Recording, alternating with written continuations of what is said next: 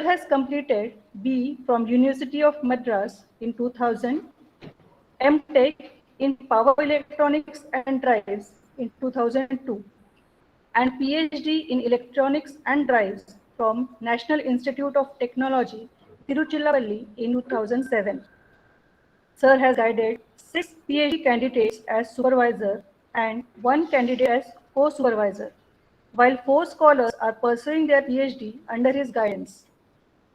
His area of expertise are solar photovoltaic, microgrid, soft computing, renewable energy, power engineering, electrical drives, power electronics, etc.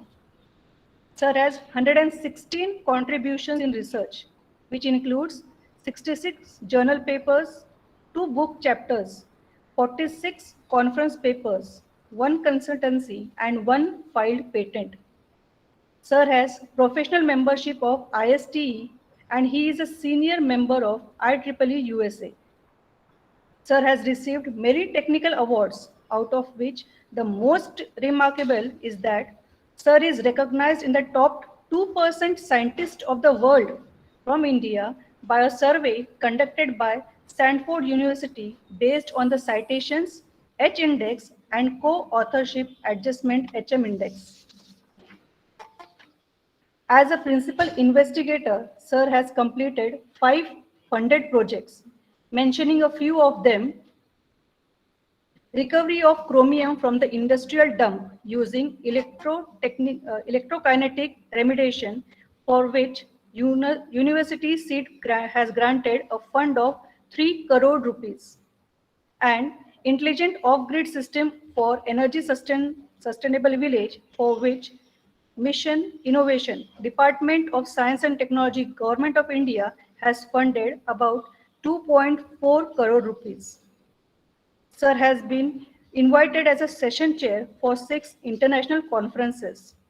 Sir has delivered guest lectures on various topics at various colleges and AICT sponsored FDPs. Sir is a reviewer of IEEE transaction on industrial electronics and many more renowned journals. I am very much thankful to the organizing committee who is giving all the participants a chance to listen to such eminent personality, Dr. N. Rajasekhar. His topic for today's session is implementation of optimization technique for solar cell parameter estimation using MATLAB. So I invite Dr. N. Rajasekhar, sir, to start the session. Please, sir.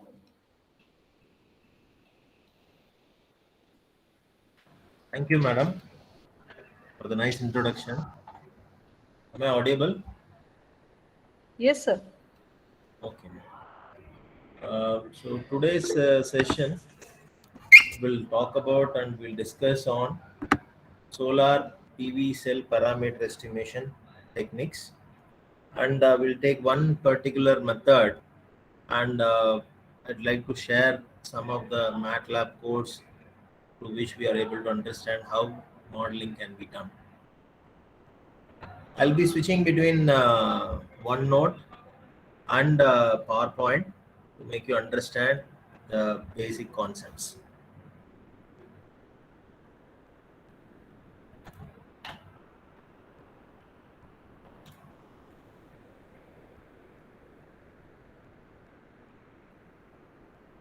Is my presentation visible, ma'am?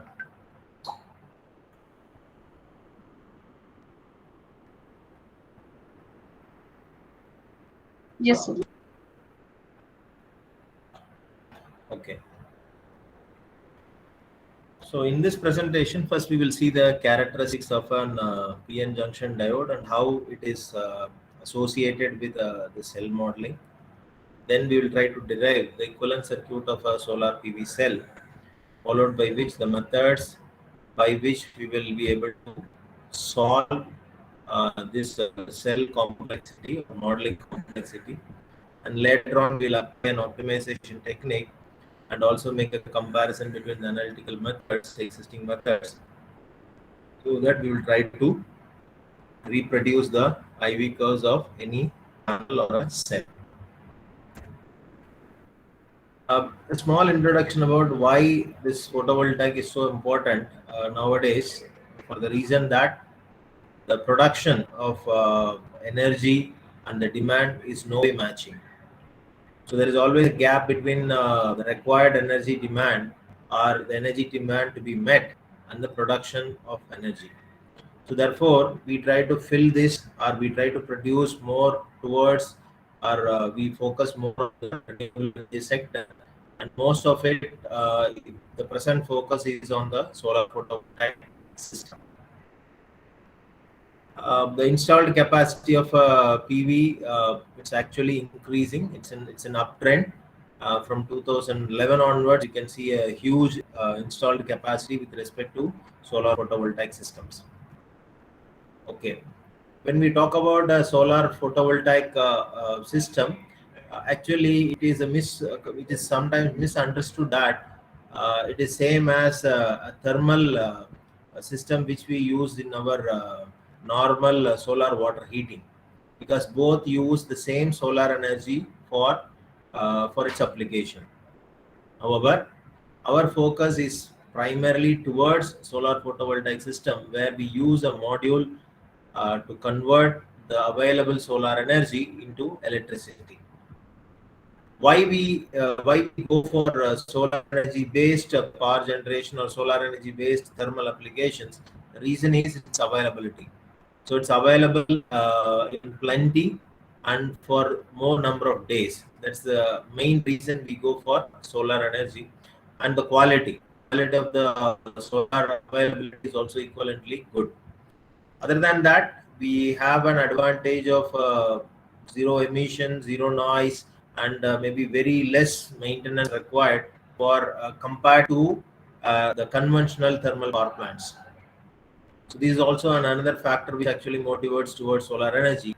The most important factor recent days for increase in solar installation is because of the reduction in the panel cost. Way back around 2000, so the cost of the panel is quite high comparatively. Per watt it was around $100, but now it has reduced to close to $2 per wattage. So that is the amount of reduction in cost compared to the previous decades. So these are some of the factors that actually motivates the use of solar photovoltaic panels. The other advantages are when we talk about solar photovoltaic panels, it requires a very short time for installation. It's not unlike a conventional thermal power plant or like a wind energy system. It requires a very small lead time compared to any other. And also you can have the modularity in the range from milliwatt to megawatt. So that kind of modularity level we can achieve with a solar photovoltaic system.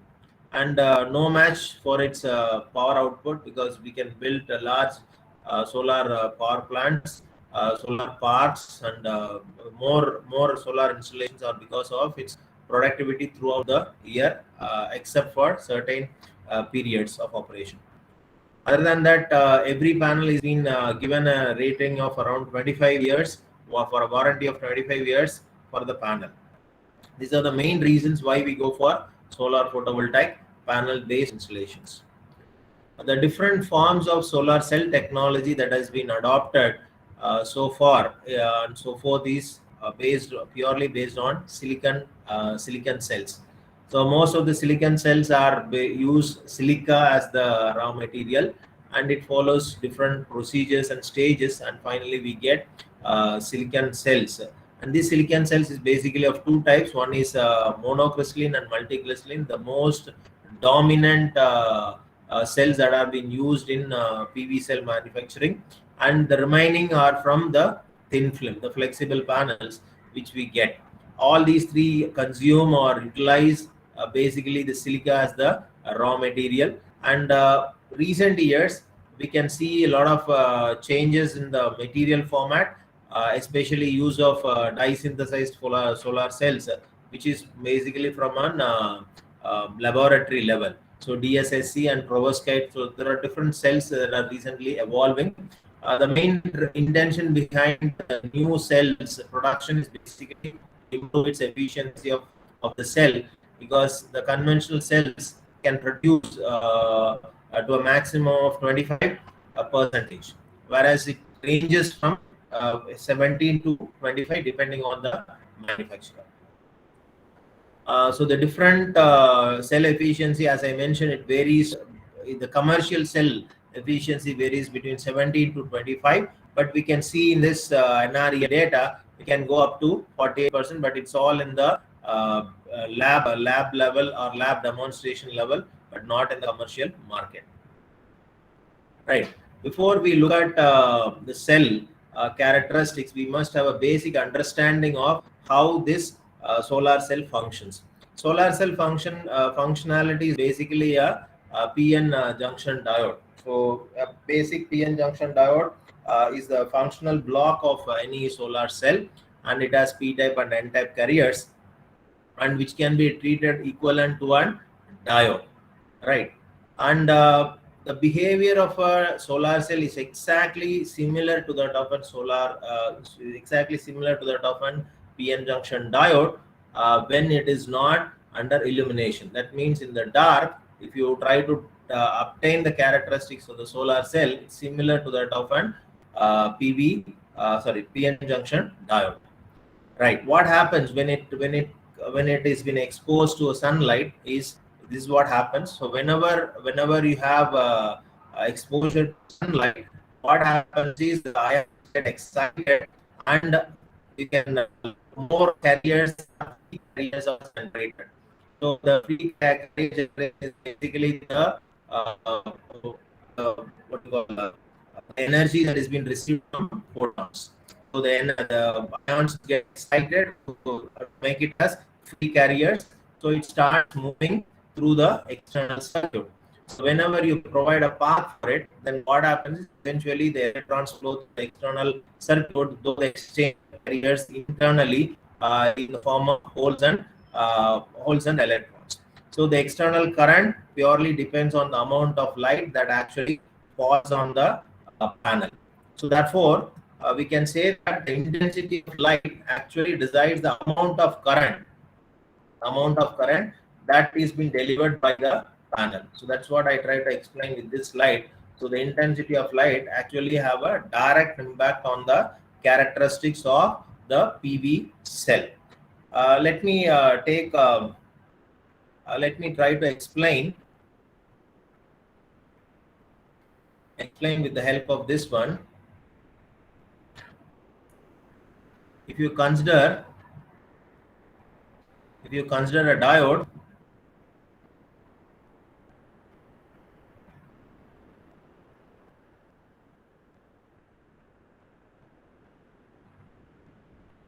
and if you connect any source to it, maybe I just took the forward bias condition.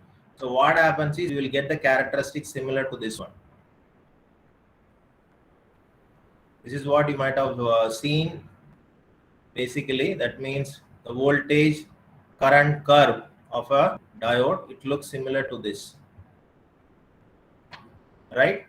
And the current equation is going to be I naught exponential of voltage appearing across the diode upon the thermal voltage minus 1. So this is going to be the reverse saturation current and the remaining components, and this is going to be the characteristics of a diode whenever it is forward biased. So this is going to be the current I. Maybe let us put it as ID, the diode current, right? Now what happens is the same circuit when I just remove this source, right? When I just remove this source, what happens is the same diode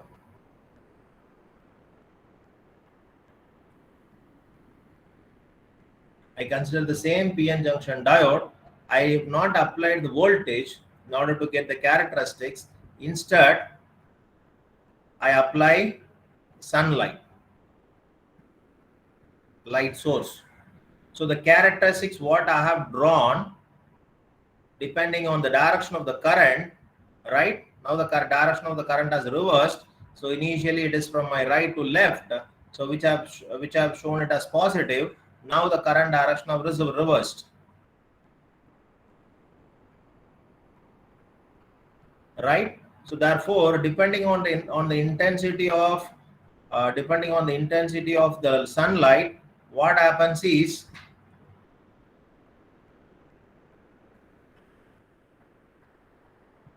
the current curve, the IV curve, starts shifting. This is going to be the curve. This is going to be the curve. If I extend it further, depending on the intensity of the sunlight, it looks like this. Maybe if I remove these lines and if I just project it somewhere here so that it makes sense. So if I extend it, it looks similar to this one. The only thing is the current is actually negative. That's the basic difference between the previous one and the present one. So the previous one have current positive according to the convention of current direction. So this current is positive and this is negative. This is nothing but if you just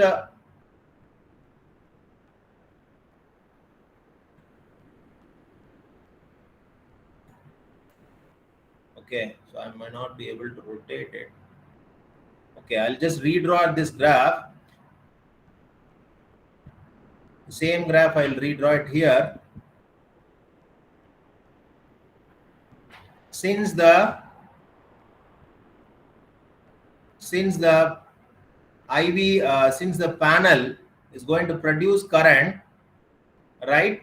The same graph I just plotted in the first quadrant. So the IV curve of a PV cell will look exactly similar to the one what I've shown here.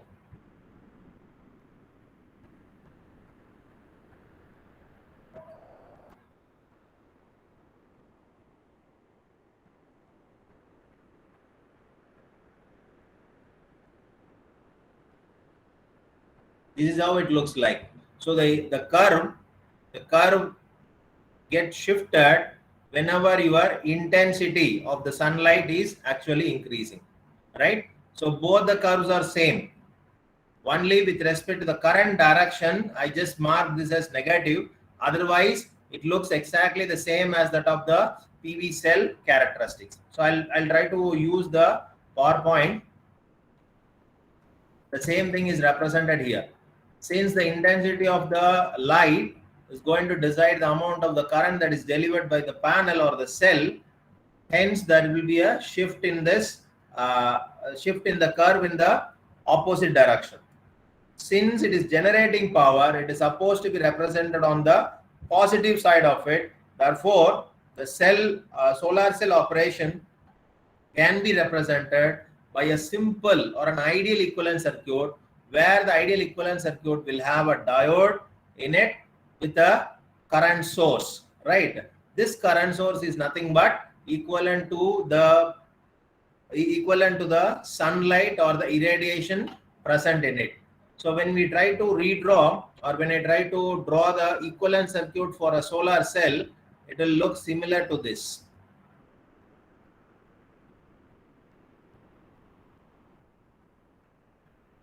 So it will have a current source.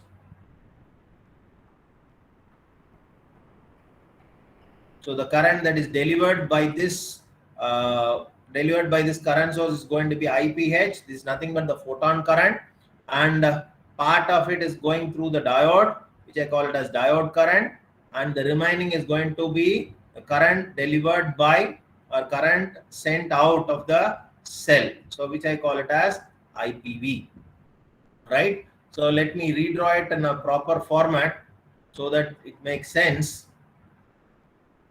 So an ideal diode equivalent circuit will be similar to this one.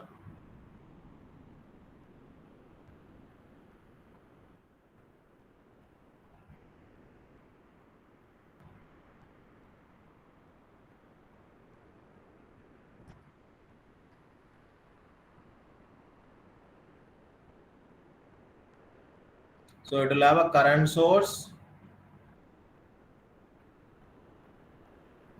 which I call it as IPH. It will have an diode in parallel, which I call it as ID, right?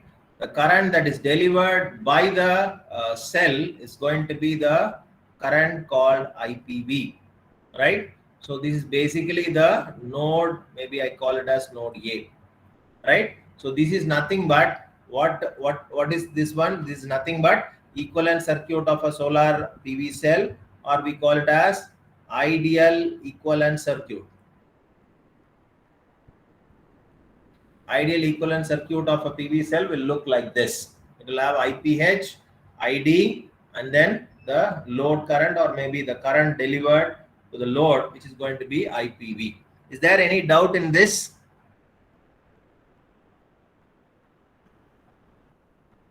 Any questions? No doubt, sir. Okay, it's okay. Okay, fine. So can anyone help me in writing the node equation at node A? So what will be the equation? So this current is incoming, which is IPH, outgoing is ID, and another outgoing current is IPV. So therefore, it can be written as IPH, which is going to be ID minus IPV. Is that fine? Is that okay? Yes, sir. Okay. So since I'm interested to draw the current delivered by the panel, so therefore I keep the IPV on one side, right? So it will become IPH minus ID.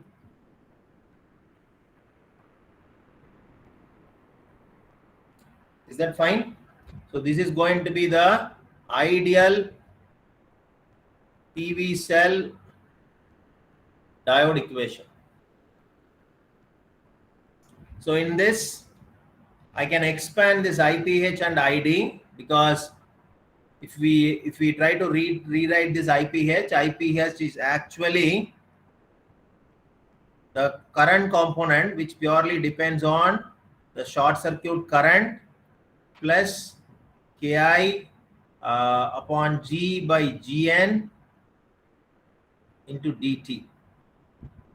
I think there might be some correction in this. Okay, one equation alone I'll take it. Yeah. I think it's whole bracket. And one small correction. So this term won't come. This term will come outside. So this is dt whole multiplied by G upon Gn. So this is nothing but this IPH component, and this ID is nothing but the diode equation, which is I naught exponential of the diode voltage upon the thermal voltage minus 1. So these two components will somehow appear in this equation, so that we will get this IPV. Is that clear? So let me write this equation. So IPV is going to be ISCN plus Ki into dt into G upon Gn. This G refers to the irradiance.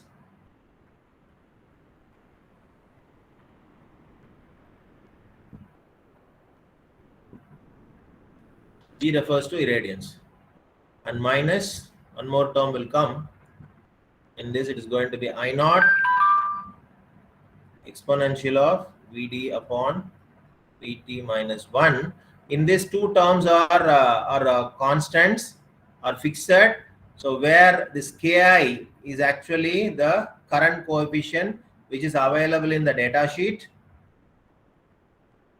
specified by the manufacturer, and this G refers to the irradiation appearing on the falling on the panel, usually represented as watt per meter square, and it varies according to the atmospheric condition, where Gn refers to the normal irradiance, or what you call it as nominal value, which is 1000 watt per meter square. All right. So in this, there are few more terms related to this equation, which is nothing but the diode voltage. Diode voltage we will see later. And one more term is thermal equation, right? So where it is given by kT by Q, where Q refers to the charge, and T refers to the temperature, and K refers to the Boltzmann constants, or all are fixed values. So for a temperature of 32 degrees centigrade, this value comes around 26 millivolt. So it's a fixed value. All right. What is this ISEN? ISEN is actually the term which is specified in the manufacturer data sheet, which refers to the short circuit current of the cell at normal irradiance, or maybe nominal irradiance, which is nothing but, which refers to 1000 watt per meter square, right? Maybe I'll just go back to the presentation, and I'll continue with few things, because I'm talking about short circuit current, and there is one more term called open circuit voltage, which I would like to represent here. 1 minute, I'll take one curve and I'll try to explain.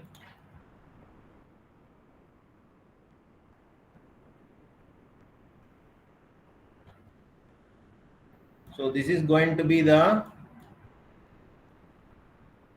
IV curve referred to a panel, right? This is for a panel. I'll come back to this panel concept later, little bit after some time. So first we will talk about this short circuit current. So there are three. Is it visible? Is my Yes, my sir. slide is visible? Yes, sir. Okay. So in this, this is the value which I call it as ISCN.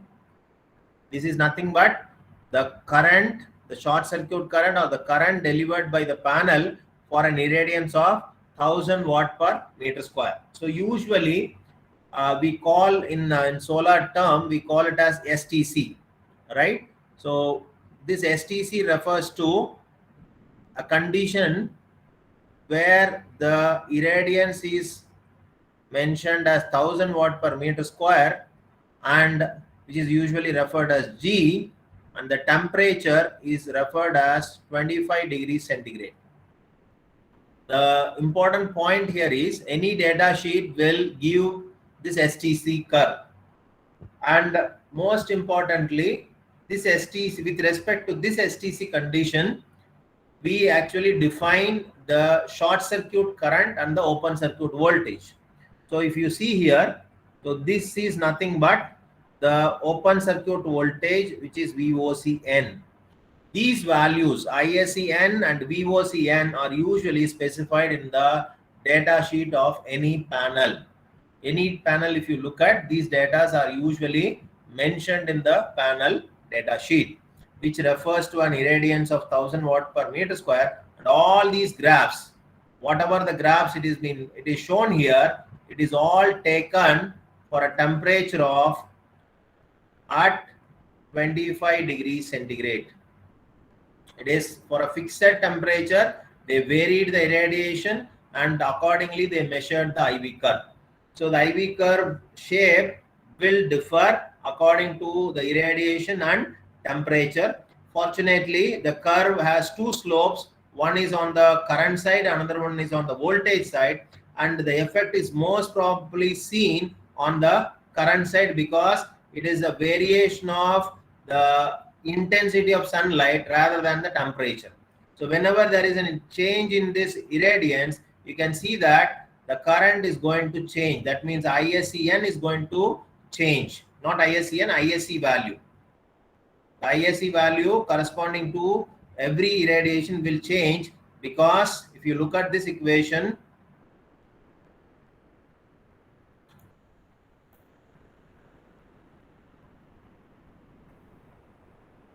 if you look at this equation, this value is going to change. This term G, since it is going to change, right? So whenever it is 1000, so it is going to be 1000 upon 1000. So this term will have don't have any effect. But whenever it is changing to 800, whenever it changes to 800, it will have an effect, and it is going to continue to have the effect till 200 watt per meter square. Because of that, this IPH is changing. Because of this change in IPH, the overall current IPV is going to change, right? Whenever this term is changing, eventually IPV will change.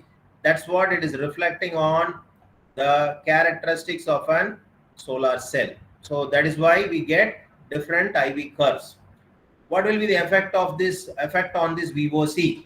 The effect on VOC is going to be quite less noticed, because VOCN or VOC is not proportional to irradiance. Instead, it is proportional to temperature.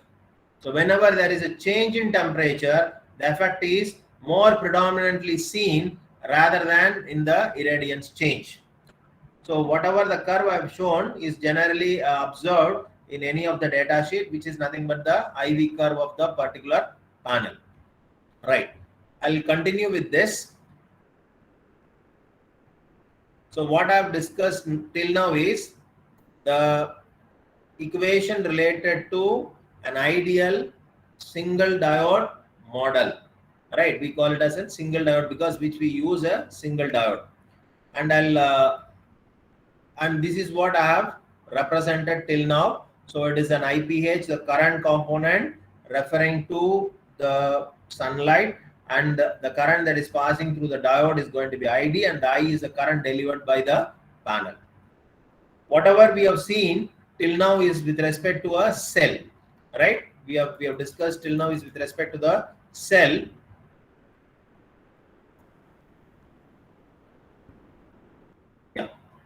So this is going to be the characteristics. So what happens is a cell is basic building block of any PV array or a module. It's basically for a module. Module's basic building block is going to be the cell, which is usually having very small amount of voltage and current. Though for understanding the current is mentioned quite high, which is 5 ampere. Eventually the current is not going to be in this range. It's going to be very less. And here what is being mentioned is the cell rating, where we can observe that we have only very limited power, 2.5 watt from a single cell. However, if I want to generate more power, that means, for example, if I want to generate 15 watts, is that possible to get it from a single solar cell? No. Is it possible to generate a 15 watt of power from a single solar cell? No, sir. No, it's not possible, because it has a limited power output, and that power output purely depends on the environmental conditions. Therefore, a maximum of 2.5 is possible. This is with respect to the STC condition I'm talking about. So if I want to generate 15 watts, then I have to add few more cells to it. So what are the different ways we can add? Right, to get a large solar power, what we need to do, we have to arrange, or we have to connect many cells together, right, either in series or parallel. So two ways we can achieve this, right?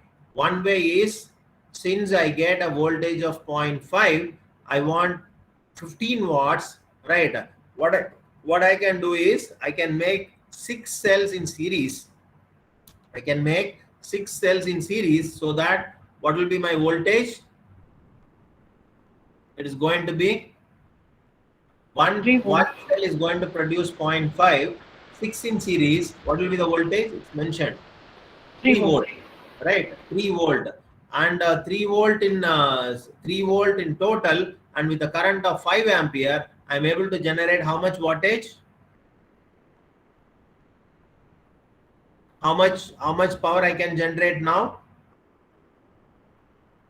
I can get 15 watts. Am I right? My intention is to build 15 watts of power with the solar cell. So therefore, I connect 6 cells in series. Therefore, I get 15 watts of power output from this arrangement. Right. So 6 cells in series will deliver a power of 15 watts. Same way, we can do it in different formats by connecting it in parallel as well, so that it becomes current addition. So if you want to improve your voltage output of a PV panel, then connect many panels in series. When you want to connect, when you want to have higher current output or higher current delivery, connect many panels in parallel. Right. Now, if we look at the structure, or what do you call the generation wise, if we look at, this is the basic building block of a cell, basic building block of a module, which is present inside the module. As I mentioned, many cells are actually connected in series and parallel for voltage improvement and current increase. And many modules are connected in series and parallel again, so that it forms an array. So the change is basically from cell to module to an PV array. So this is in milliwatt, and this can be up to megawatt of structure. Right. So this slide we have already seen, where we have a single diode ideal single diode equation, and we try to get the characteristics using this equivalent circuit. That is the intention. Now, right. So these are the terms we have already seen. So where we have I is equal to IPH minus ID. ID we have already written. IPH is also written. Now, what are the performance parameters? When we look at the performance parameters, so one of the performance parameters is the short circuit current, which we call it as short circuit current and under nominal condition, which refer to 1000 watt per meter square at 25 degree centigrade. So which we have represented here as ISC, the short circuit current. The other parameter is going to be the voltage, right? So if you look at the voltage is going to be VOCN, which refer to nominal voltage, that is nothing but 1000 watt per meter square. That is at STC. And if you look at why we cannot see any change in voltage for a given change in irradiance, is because of this term. It's a natural log of G upon Gn, so that the variation is less observed. However, when you look at this voltage, the effect will be seen because there is an additional term called kV into dt. So whenever there is a change in temperature, it will directly add to the voltage. So you can see that the voltage will be changing with respect to the temperature, whereas the current will be changing with respect to the irradiance. Right. There are few more parameters which are quite important for in a solar photovoltaic system. That is nothing but maximum power point. So this maximum power point is nothing but the operating point at which we get the maximum power from a solar panel or a PV array, right? So this is a condition at which we usually try to operate the system, because other than this operating point, in any other point, if you try to when we try to observe, or when we try to harvest the power, it is eventually going to be very less amount. Therefore, any PV plant or any PV system we try to operate on at the point of MPP. Right. Now, let us extend the equivalent circuit of an ideal diode model. So ideal diode model, this is nothing but the ideal diode model. So this is the basic ideal diode model. This is the basic ideal diode model, where I have the current source in parallel with the diode. So I just try to add few points here, where I would like to add two resistances in the equivalent circuit, which is nothing but, which is actually representing the losses happening in the system. When you have a PV panel, it's a metal body, so there we have metal contacts. So these metal contacts will always have losses whenever a current passes through it. So that loss we should take into account. Therefore, we take into account by connecting a resistance in series, so which we call it as RS. One more component is nothing but the leakage current, the leakage current component, which is nothing but RP. So therefore, we add this RS and RP into our original single diode model. So this is our original single diode model.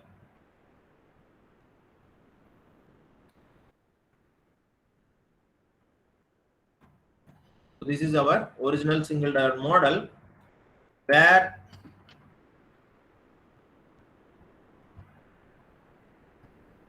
so this is going to be the current IPV, and this is our original model. In this, I would like to add few additional terms. So one of the component is the resistance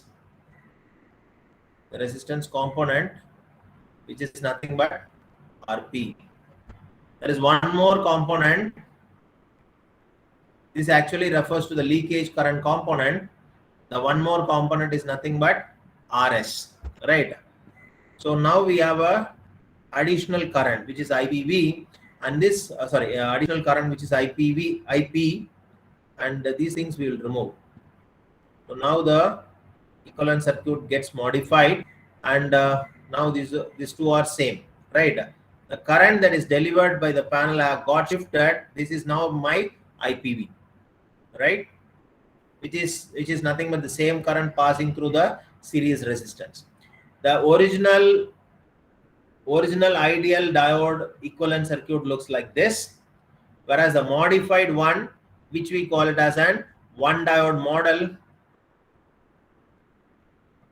or a single diode model, is nothing but the one I have shown. Why I have introduced these two components? In order to take into account the losses that are happening inside the PV cell. Now for this, can anyone help me in maybe let me mark the voltage as well, so that makes sense. So this is nothing but the voltage VPV, right? So at the same node, at node A, right, if I apply KCL, what will be the current equation?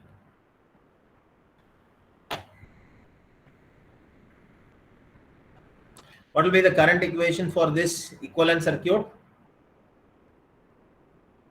So again, there are currents, right? So one is incoming, outgoing, and outgoing. So with respect to that, if I write, so it is going to be IPH, which is equal to ID plus IP plus IPV. I think there was one small mistake I've done. I think this is nothing but plus IPV. So this is ID, IPV, and IP, right? Is it right? Yes, sir. Yeah. So what I am interested here is I want only this current component. So therefore, if I rearrange it, so I'll get it as IPV, which is equal to IPH minus ID minus IP, right? Can we, I think this equation is already known to us. If necessary, I'll rewrite it. So IPH is going to be ISCN plus KI into DT whole multiplied by G upon Gn. This is my IPH equation. When you look at ID is going to be I naught exponential of Vd upon Vt minus 1. And Vd equation also we have written, that is Kt by Q, N into Kt by Q. And those things I don't want to repeat. Can anyone tell me what will be the value for IP, the current through this parallel resistance?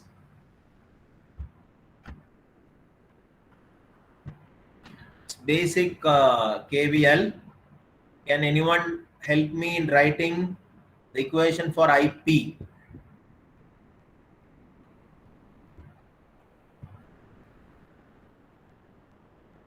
I hope there are a lot of participants.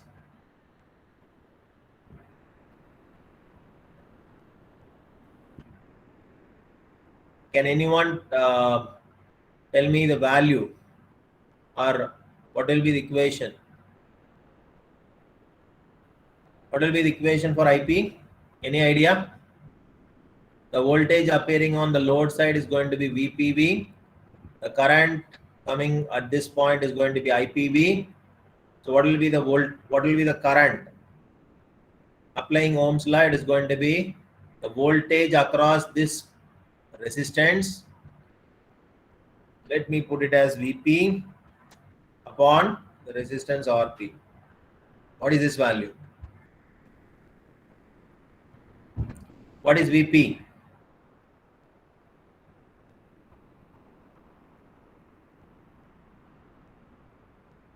What is Excuse VP? me, sir.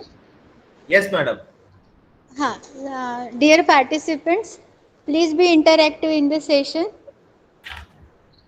Sincere request from our organizing committee. So please be interactive in session.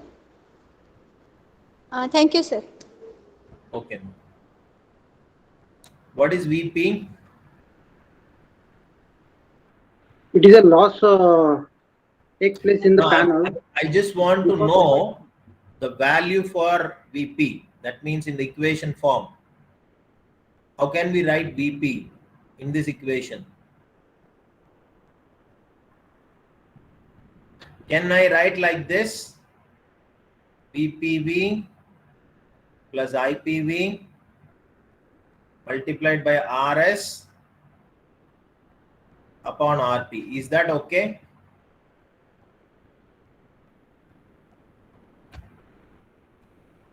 Yes, it is okay. Yeah. So this is nothing but the current IP, right? Can anyone tell me what is the diode voltage? I think partly I have solved that.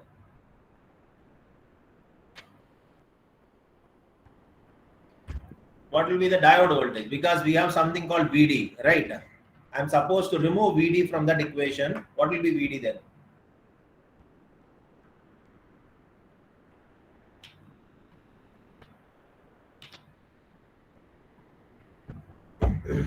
VD equal to VP. VD equal to, very good. So VD is nothing but VP. Both are same because it's in parallel, right? And there is no resistance in between. So VD is nothing but VP. So if I write the equation, the overall equation, then it will look like this. So the overall equation will be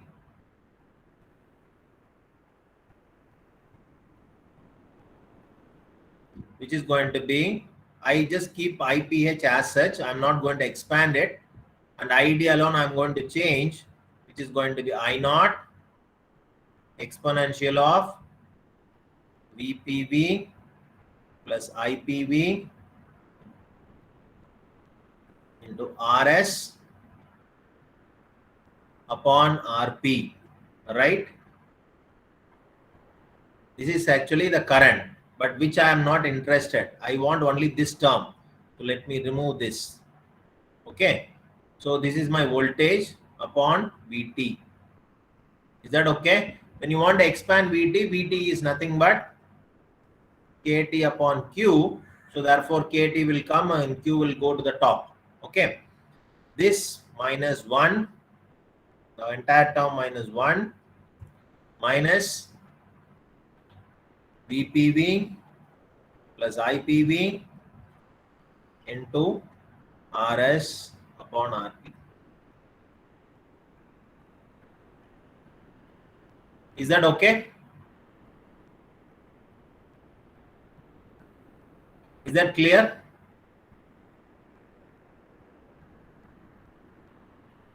Okay, sir. Yes, sir. Yeah. Now if you look at the equation,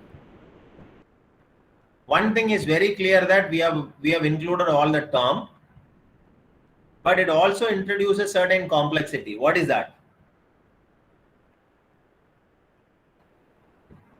The complexity here is the terms are all not independent, right? when you see here, here I have IPV. There is also IPV here as well as here, right? The intention behind the cell modeling is to plot a curve between the VPV versus IPV, which is not straightforward. If I substitute one value of voltage, I may not get equivalent current. Am I right? The algebraic equation is not straightforward, so that for every current, I cannot get, for every voltage, I may not get a current. Am I right? The equation is not y is equal to mx plus c, right? This is nowhere valid. It's not linear. Am I right? For every single variation of x, I'm not getting y. Why? The reason is this equation itself is non-linear. Am I right? Am I right or wrong? Yes, sir. It appears on both the sides. Therefore, solving this equation itself is complex. There is a name for this. When we have the terms on both the sides, this we call it as transcendental equation, which is non-linear in nature, right? Which is not quite easy to solve, generally applying conventional methods. Therefore, we need to do something differently. When you have a non-linear equation, how can we solve that? When you have a non-linear equation,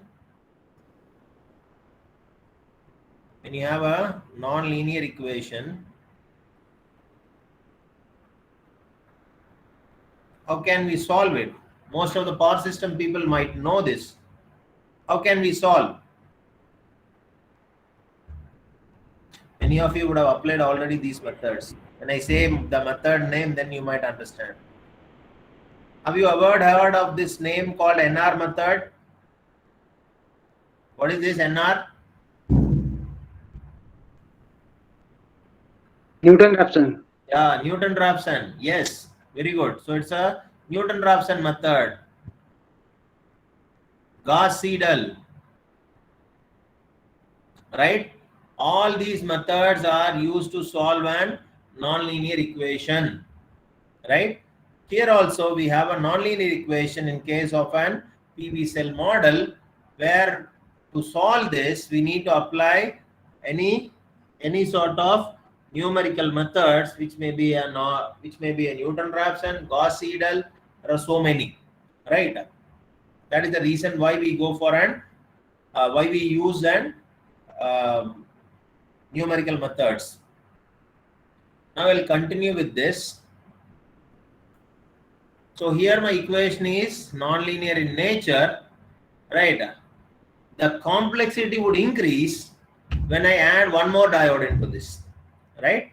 The complexity would increase when I add one more diode to it, because to improve the accuracy, I may add one more diode to it. In order to compensate for the recombination losses, I may introduce one more diode to the equivalent circuit.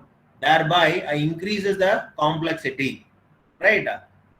Therefore, when I have more number of diodes to improve the accuracy for the model, then eventually it will increase the complexity in calculation.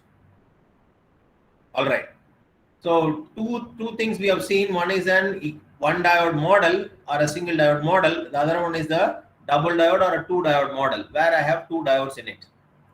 Right. Where this solar photovoltaic cell modeling comes into picture, or why this is so important, though it has been used long back, few decades before even when I started working on solar photovoltaic, we started with this.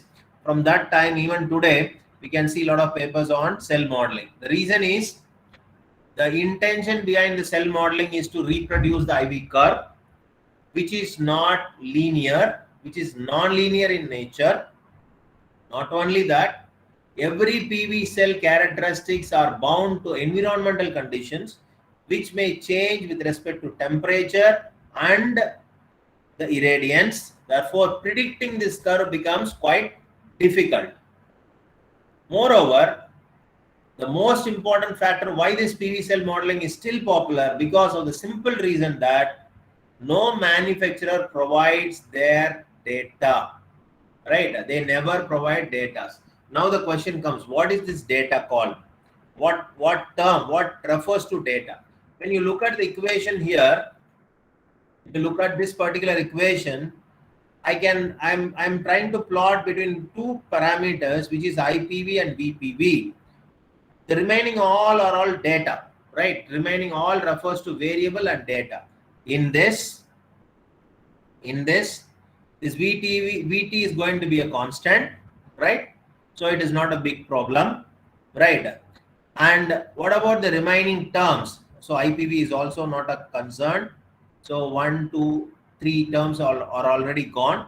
What are the remaining terms? Remaining terms are RS, RP, and actually we will have one more term in this, because of this VTV will include one term additional according to the type of the diode or the material that have been used, which is going to be the diode, diode equivalent, right? So which is nothing but A, right? So this A will appear in this equation, which may appear somewhere here, right? I'll include. So this A is also unknown, right? So as of now, I have three unknowns: RS, RP, and A, right? Which I call it as unknown, right? So these three are already unknown, and two more terms which are going to be IPH and I naught. When I want to remove these two terms, it is still possible, because these are all somewhere around, depending on the diode characteristic, this value is fixed, and this IPH refers to the irradiance that can be also be calculated using certain equations. But still, when I take into account the number of unknowns, let us take in a more generalized way. So therefore, I have in total 5 unknowns when I try to solve this particular equation, right? So in simple, if I mention it, then naturally what I have is I will have 5 unknowns in the case of one diode model or a single diode model. When I extend this equation for a 2 diode model, right? When I extend it for a 2 diode model, the same equation, so it is IPV, IPH is not going to change, whereas the diode equation will change, which becomes I naught 1 exponential of maybe VPV plus IPV into RS upon, I introduce the term called diode equality factor A1 multiplied by VT minus 1, which refers to one diode, and one more diode I add, so for which the reverse saturation current will differ, which is I naught 2. So VPV again, VPV plus IPV into RS upon A2 into VT minus 1. And the remaining term will appear as such. So VPV plus IPV into RS upon RP. Sorry, this is RP.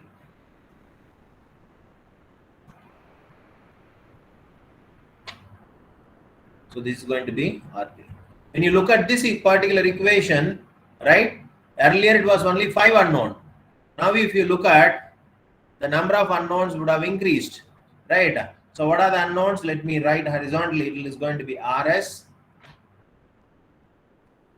RP, A1, A2, I naught 1, I naught 2, and then IPH. Only when I know all these terms, then only I will be able to solve this particular equation. That means I am able to plot the voltage versus current curve. So in this case, it becomes 2 plus 2 plus 2. So it becomes 6 plus 1, 7 unknowns, right? So when the number of diodes, this is for 2 diodes. When the number of diodes increases, eventually it has an impact on the number of unknowns as well, right? So this becomes little complex. Now, the question is how to solve, because I have two different equations, right? One over here, the other one at this point. So these two equations require minimum of 5 unknowns.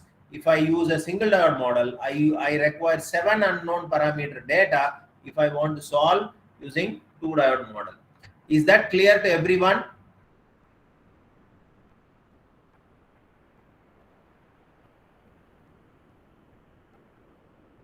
I need some response. Is that clear to everyone?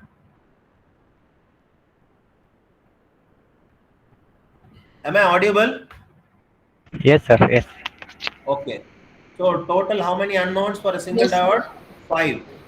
Total number of unknowns in case of a double diode it is 7. All right. Is that okay? I hope. Yes, sir. Yeah, fine, Yes, sir. clear. Now we will see how to solve these equations. So when I try to categorize it, or when I try to find these values, well, there are two ways we can do it. The link is actually missing.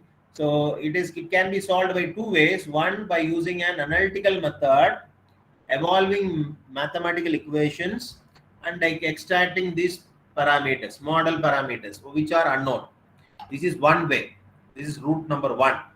The alternative route is apply an optimization method through which you will try to find, or you will try to solve an objective function and minimizing the error, and you will try to get the model parameters. There are two ways by which you can solve this particular problem, right? Other than this, there are different models possible. Ideal PV model, ideal single diode RS model, single diode RP model, and then this is going to be the double diode model, which you have seen. Right. Now, what are the ways by which you can solve? Maybe if you want, you can note down this equation. Both are same. Whatever I have written and whatever I have presented, both are similar. No big differences. Maybe I've used IPV and VPV. Here it is used as I and V. That's it. Other than that, the other terms are exactly similar. Fine. Okay. So Yes, when sir. I try to solve these equations, it can be solved, as I mentioned, by two ways. One, by applying an analytical technique, or by applying a soft computing method. So the intention of this workshop is to apply a soft computing method. So let us first find out why I need to go for a soft computing method. Otherwise, it won't be enriching, because without knowing the drawback, we may not appreciate why a soft computing method is so popular. Let us see how an analytical technique try to solve a given single diode model. So how does it solve? It formulates many mathematical equations applying conditions. So what are the conditions? As we have seen, the minimum condition that I can apply for any equation is one is short circuit condition, right? Or short circuit operating point, where I can make voltage 0 and I get one equation. The other one is I can apply open circuit condition, where I make the current 0, I get one more equation. At MPP, where the voltage and current becomes VMPP and IMPP, I'll get one more equation, right? Likewise, I'll get many equations applying different conditions, right? So finally, I'll get n number of equations applying conditions, and I'll try to solve, right? I'll ask a question here. If I use an analytical method for solving a single diode model, how many equations are minimum required? I repeat the question. The question here is, how many equations I require if I try to solve a single diode model, unknown parameters? More than two. No, I need a number. More than 2 is correct. What is the upper limit?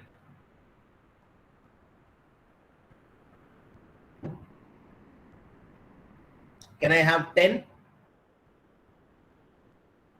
Can I have 20?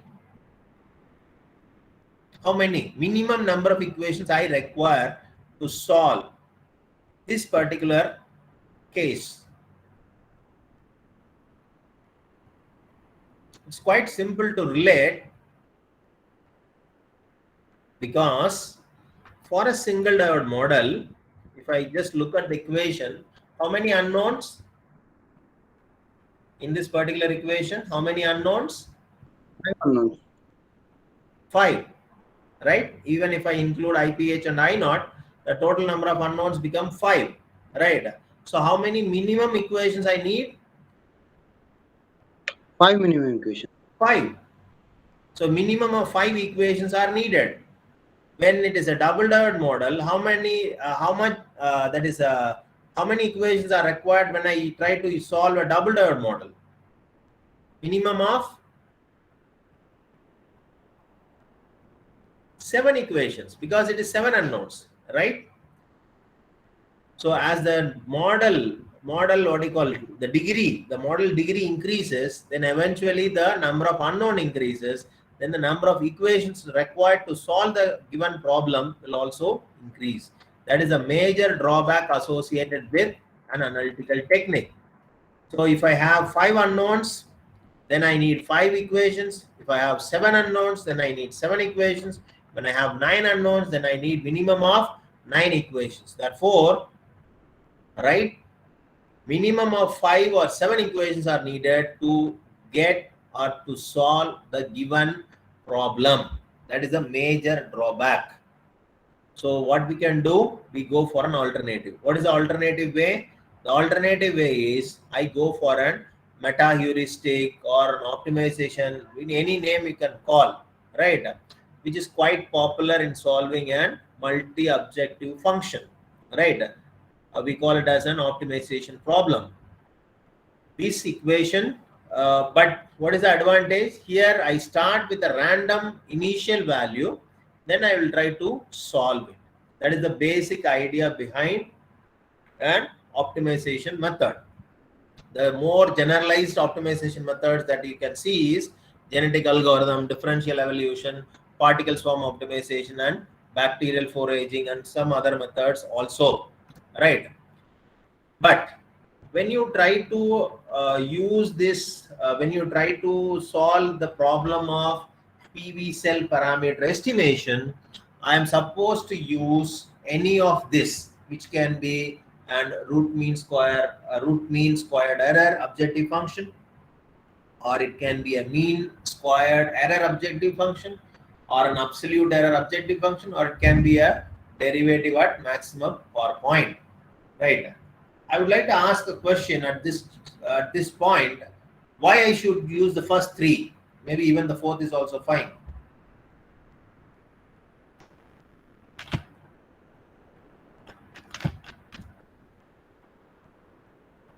Why I should use the first 3, or maybe why I should prefer for an error minimization in this case?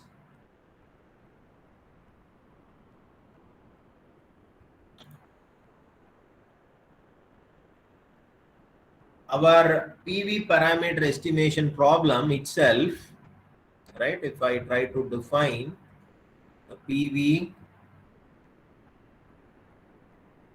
parameter estimation problem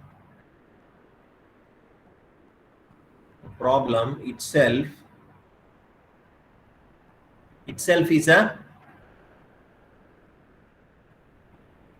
is a problem of curve fit,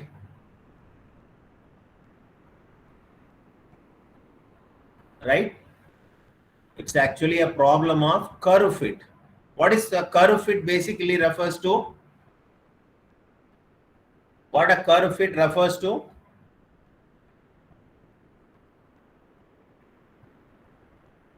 What curve fit refers to? To identify the model exactly or approximately.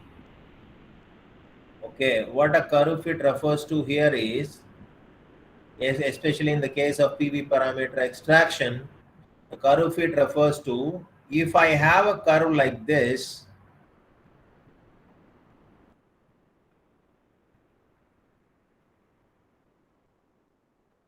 right? If this is my original curve, right, I try to find these parameters in such a way that I reproduce the same curve. Instead of I draw it again, I just mark it using a different color, right? I try to reproduce the same curve. Somewhere I may miss, right? But still the intention is to reproduce this curve. That is nothing but the curve fit. So here I use two different colors, right? So the cross mark using green color refers to the predicted curve, right? Predicted curve or predicted curve data.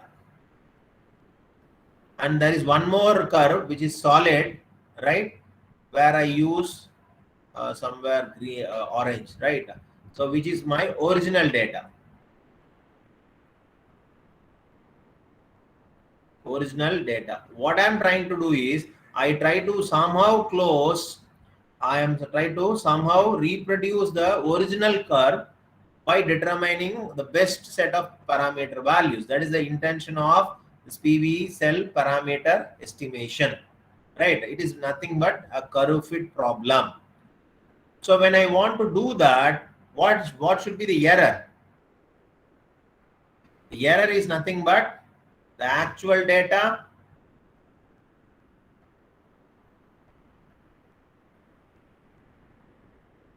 it is nothing but the difference between the actual data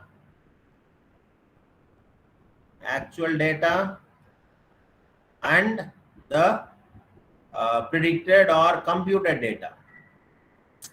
Rating is so poor, okay. Right? So this difference is nothing but error. So therefore, this error should be maximum or minimum if I want to better curve fit.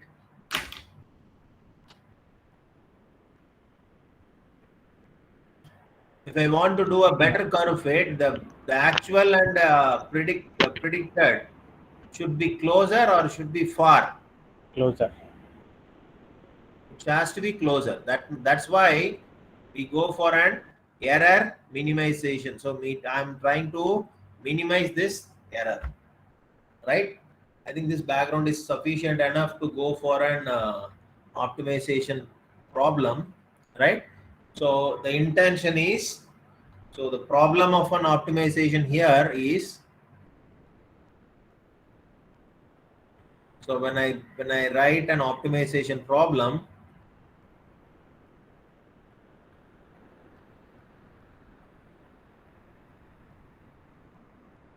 one.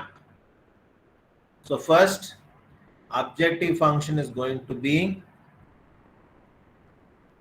the error minimization.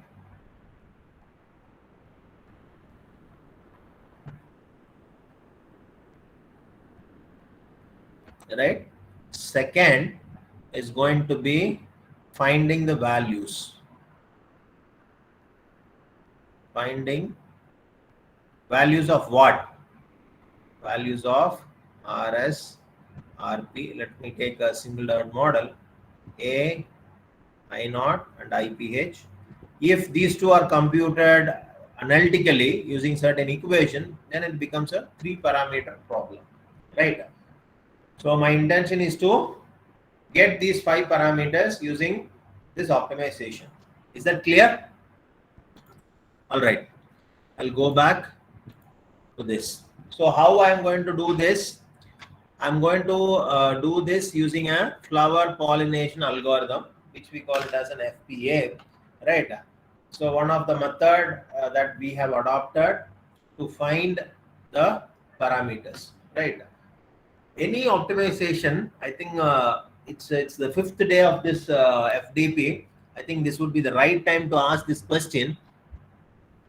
Maybe can anyone tell me what are the 2 main process, right, involved in finding the optimal values using an optimization technique? I repeat the question. If I want to use an optimization method, right, and I may be arriving at certain optimal values. In this case, it's nothing but optimal values of RS, RPA, and then I naught IPH. But in other cases, it may differ. Let us take it in more generalized way. I try to find these optimal values using an optimization method by following some or two important steps. What is that? In an optimization method,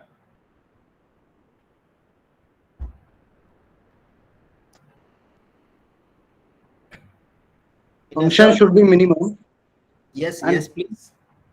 function should be minimum. No, sometimes it can be maximum Minimum. also. I'm not talking about function at all. I'm talking about the two generalized steps that has been followed to solve a given optimization problem.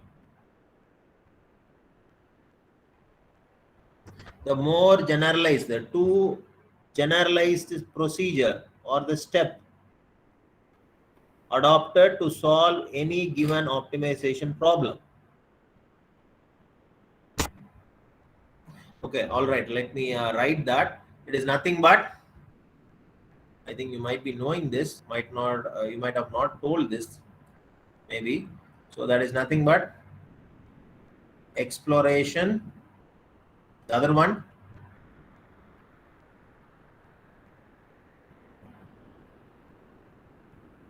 exploitation, right?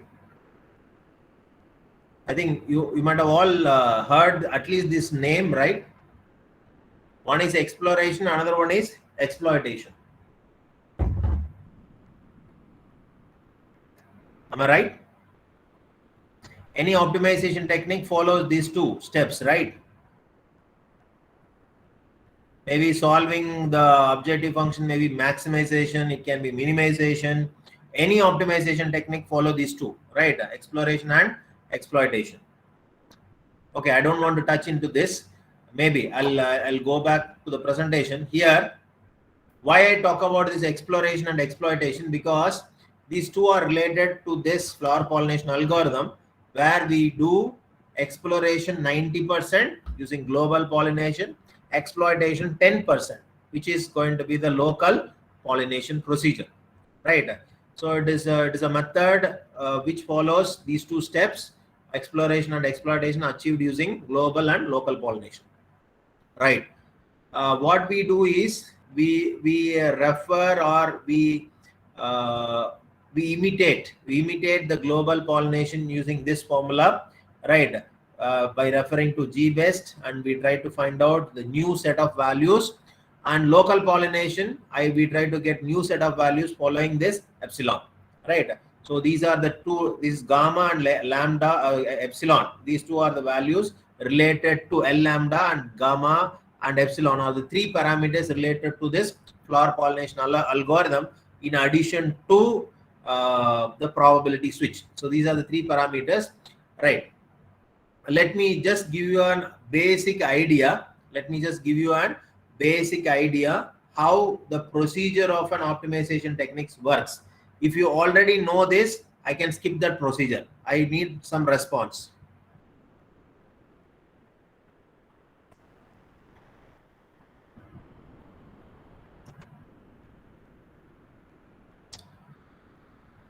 I need some response. You can I think explain. it's close to 1. You can Yeah, please. explain. You can explain, Rajsekhar. Okay, thank you. So what we generally follow is, you might be knowing this already. If we have an, for this particular case, any optimization starts with a random value. We start with a random guess. In this particular case, we start with RS, RP, and then A, I naught, and IPV, right? We try to get the current value, right? So we start with a random guess. This is the starting. Okay, let me put it this way. Okay, so we evaluate the objective function.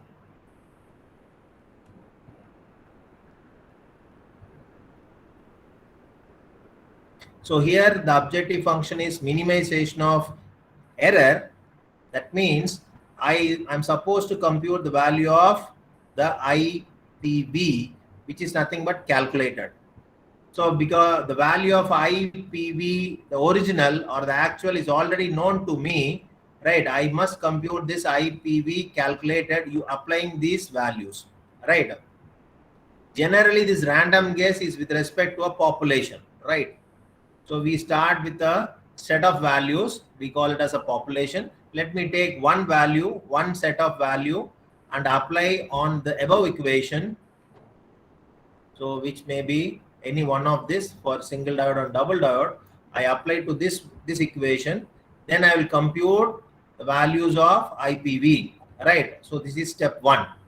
Once I compute this IPV and I already have a value of IPV actual, then this will lead to an error, right? Error calculation.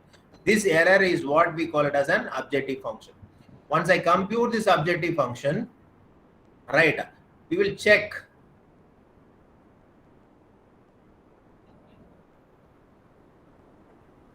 that error is minimum, right? Generally, why we need to check this? Why this error has to be minimum? Only when my error is minimum, then it is a reference that I have reproduced my original curve. Therefore, to understand that my curve is original or close to original, I check this condition whether the error is minimum. This is actually a condition, right?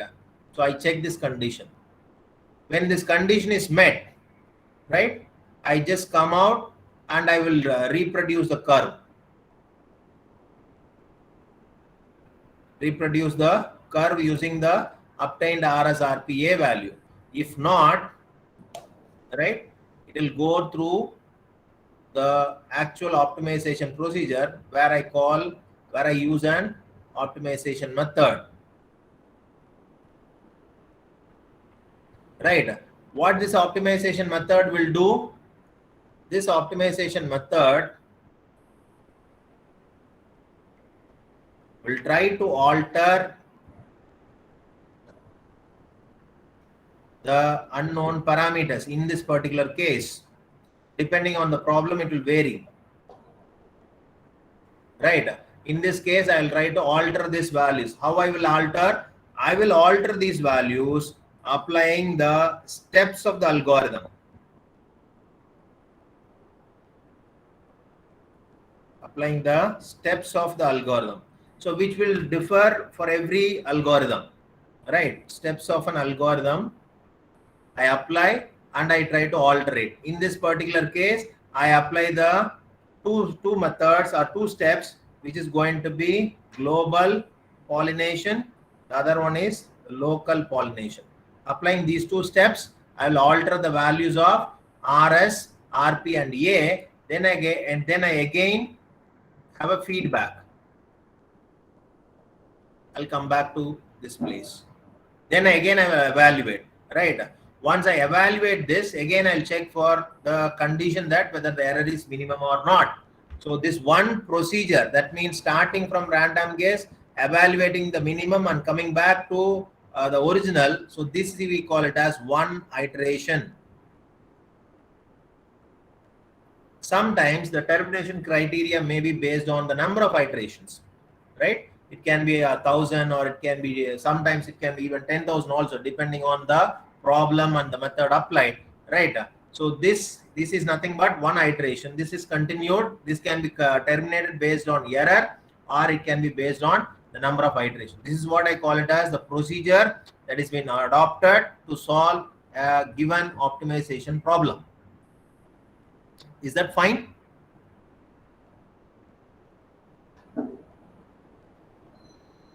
Fine. Okay, thank you. So this is how we proceed in this particular case. The only difference is in this particular case, we have 5 unknown parameters, and also we might have a set of parameters, right? Sorry, set of datas. For example, if I try to reproduce this curve, I might have 20 datas, 25 datas, or it may be 50 datas in order to have close prediction, right? So one, I may have n number of data to reproduce, and also I may have m number of unknown parameters. So these two has to be handled, right? That's how we handle the problem of PV parameter estimation. I'll go back. So this flower pollination algorithm follows this procedure. So initial value for each iteration, I'll just evaluate the function, right? So where I call it as a fitness evaluation. Before that, I go for an switching between global and local pollination based on a parameter called probability switch, where I use global pollination if the value is greater, the random value generator is greater. If it is not, I'll go for a local pollination, right? Both refers to the exploration and exploitation. All right. So the case of an RTC France is being taken, and for that RTC France, we try to use this optimization method, which is nothing but a flower pollination. What I mentioned previously is this data. This data refers to the IV curve data, where we have voltage and current, which is nothing but the measured data. You have usually taken from research articles. So where they will mention the data corresponding to a particular panel or a cell. In this case, it is an RTC France. So we have taken 26 data, and I am trying to reproduce this curve by finding the best set of RSRP, A, I0, and IPH, right?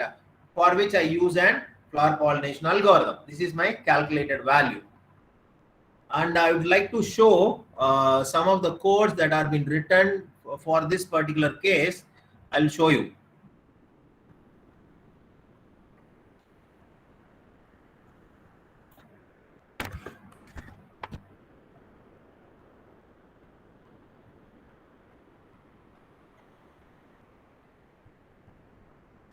Till now, any questions?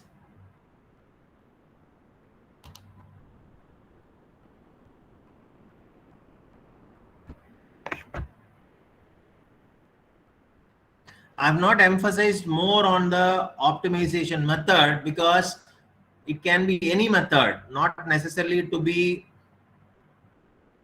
It is not necessarily to be flower pollination algorithm. It can be any method. So better we can follow a generalized procedure like I have explained, and you can adopt any method to solve the given problem.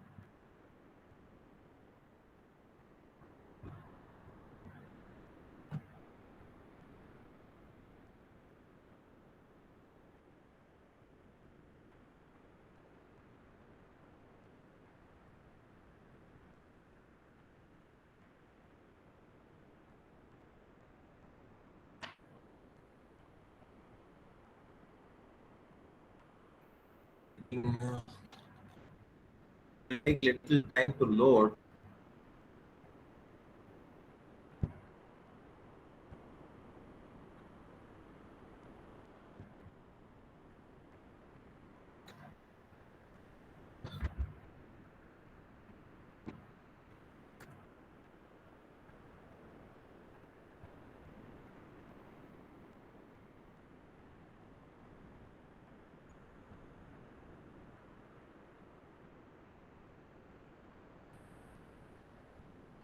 I guess there is some error.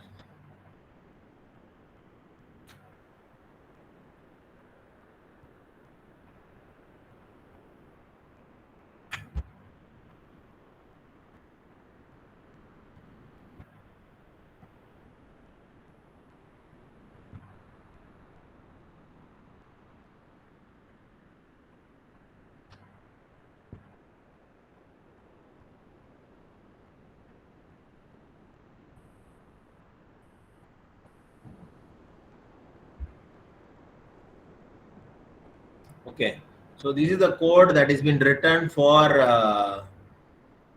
this particular RTC France. So this is what I call it as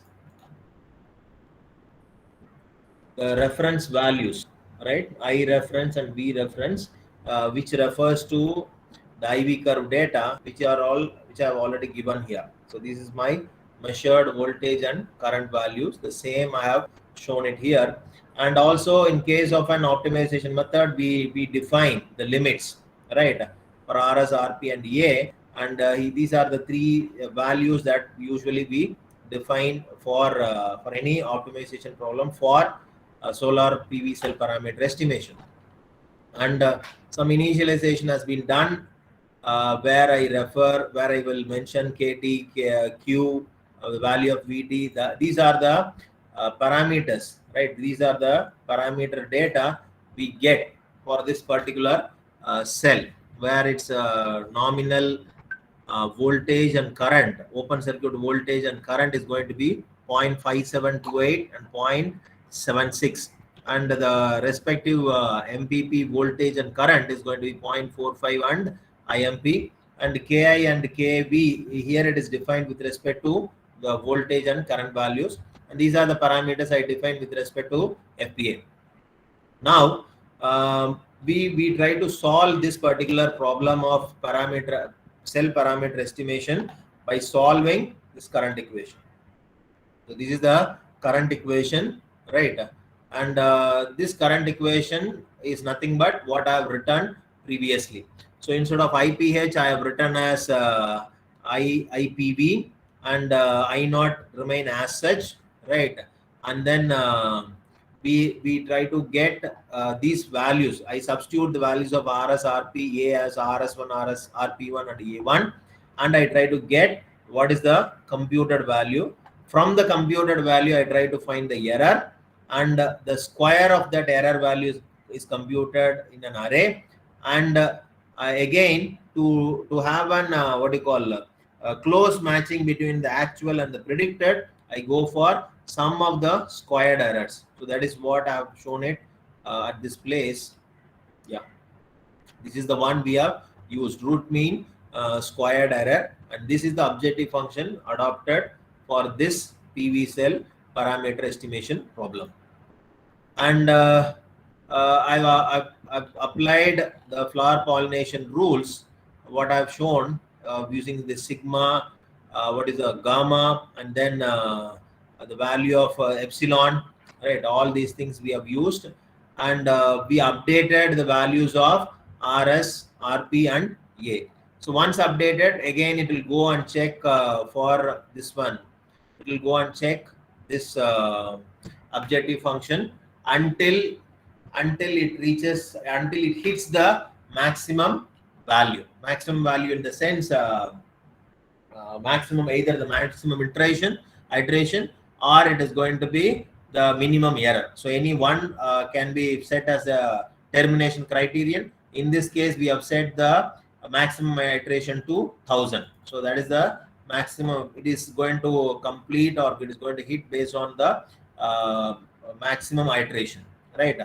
And once computed, we'll try to plot the values of objective function versus the iteration, and also we try to get the predicted and the actual IV curve. Both the thing we will try to get it.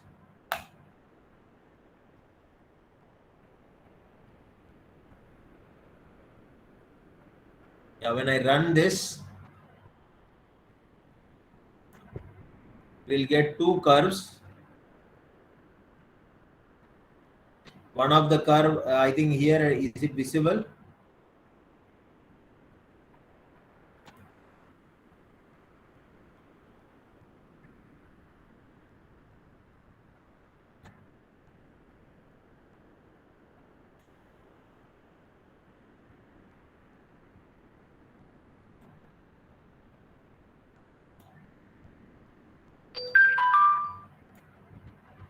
There is actually two curves. There are two curves. I think here at least it is visible, where one of the curve is original value.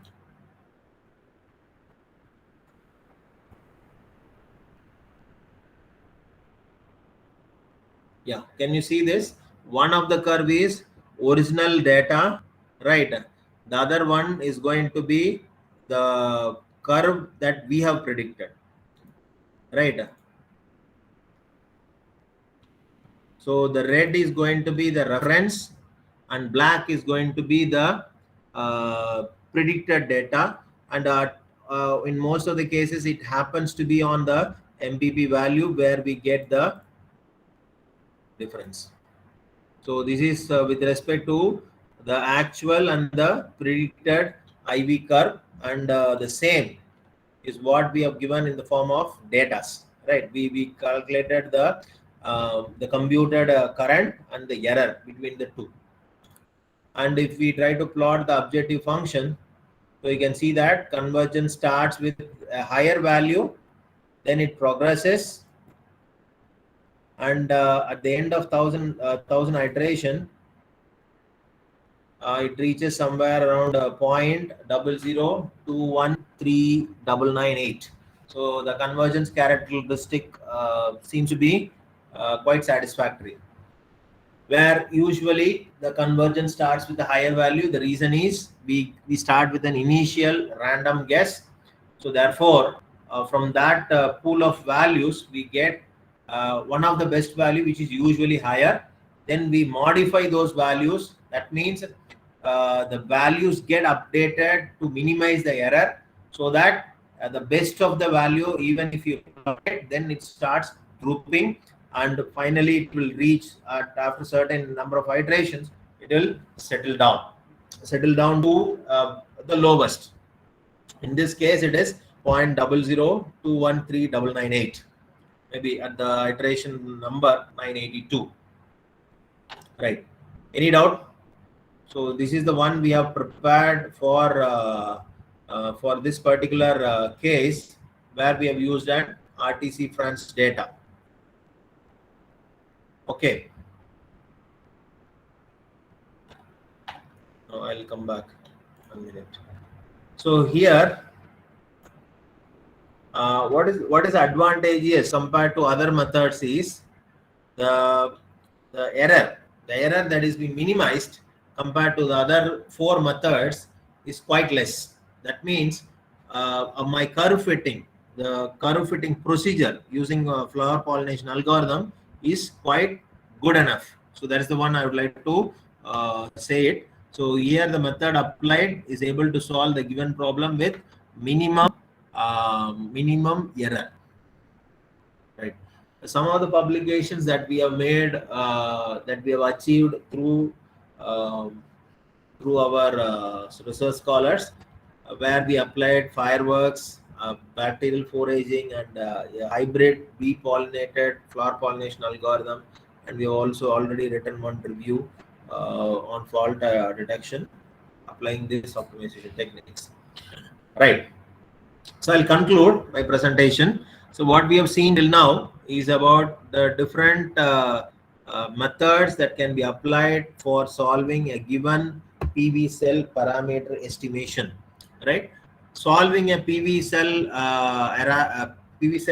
parameter estimation is not quite easy, for the reason that it is a non-linear equation, and most importantly, when we want to have higher accuracy, then the number of unknown parameters gradually increases. That is one reason. Since it is non-linear, it might take a longer time to solve using any analytical approach. So therefore, optimization method could be a wise choice. When we try to use an optimization technique, we should be very clear about what are the unknown parameters and what exploration and exploitation procedure the method follows. And the parameters that we use, the method that we use here is a flower pollination algorithm, where it uses a global and local pollination steps to solve this given objective function, and it found to be satisfactory based on the results obtained, where we get the lowest RMSE value, where we used root mean squared error as an objective function, right? And this can be improved. This problem can be further addressed by applying a new method, improving the solutions or improving the closest convergence with respect to the original curve. Thank you. So any questions?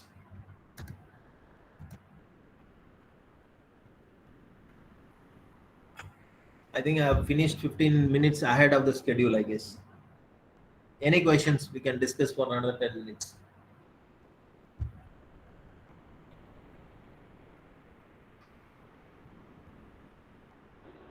Any questions from the participants? Yes, participants, do you have any questions? You may ask. Yes, participants.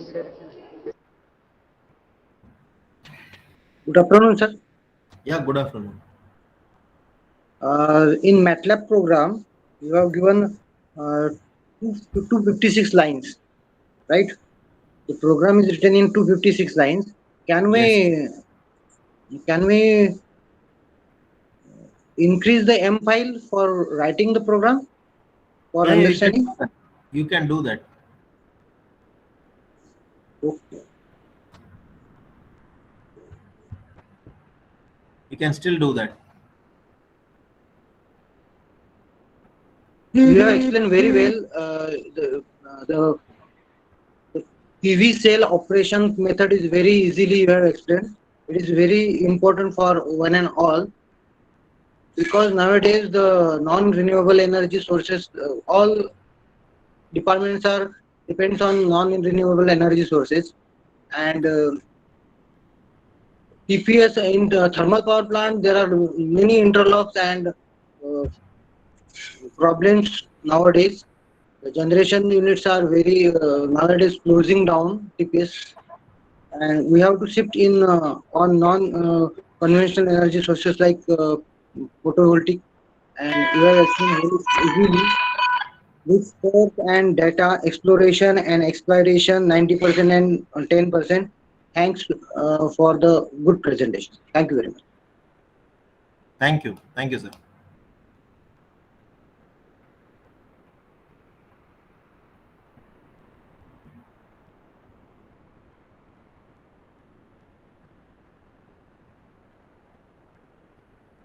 Any questions?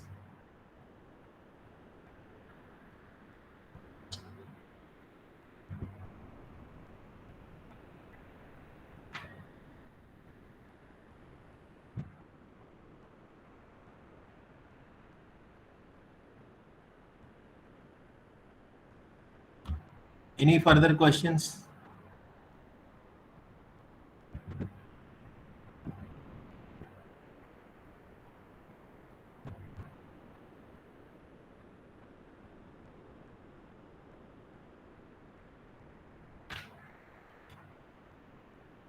I guess there are no further questions.